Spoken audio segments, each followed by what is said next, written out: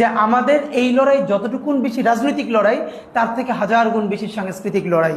রাজনৈতিক লড়াইয়ের জয় পরাজয় 2 বছরের মধ্যে আবার অন্য কেউ দাঁড়িয়ে যায়, কিন্তু আমরা যদি সাংস্কৃতিক লড়াই জিততে না পারি, এই যে আপনি চক্ষু বন্ধ করে ভাবেন, যদি 1 মিনিট আপনাদেরকে জিজ্ঞেস করি, আপনাকে যদি বলি এই যে বাঙালি সংস্কৃতি কি, আপনার চক্ষু বন্ধ করে আপনি এমন জিনিসগুলোই আপনার পোট্রে করবে যে আপনি যেভাবে বড় হয়েছেন, বাঙালি, বাঙালি মুসলমান, বাংলাদেশ, বাতাসা, মিলাদ, তবারক, নজরুল, অন্যান্য সবকিছু আপনি এগুলোকে দেখবেন মাইনর।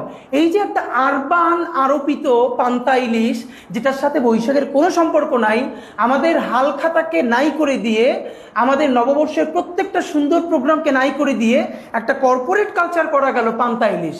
হাজার হাজার কোটি টাকা ফ্যাশন হাউসগুলো হাজার হাজার কোটি টাকা শাড়ি বানাচ্ছে। এটা কি 20 বছর আগেও ছিল? ছিল না তো। তা আমরা মনে করেছি ওই যে মনস্তত্ত্ব ভাঙতে হবে যদি আমরা একটা ইনসাফের বাংলাদেশ গড়তে চাই। আর এই জন্য কলকাতার কৌলিন্য থেকে ঘুরে দাঁড়িয়ে শতভাগ ঢাকাপন্থী, বাংলাদেশপন্থী একটি নতুন সাংস্কৃতিক বিনির্মাণ আমাদেরকে করতে হবে। সুতরাং আমাদের রাজনীতিকে বাঁচাতে হলে সাংস্কৃতিক সংগ্রাম করতে হবে।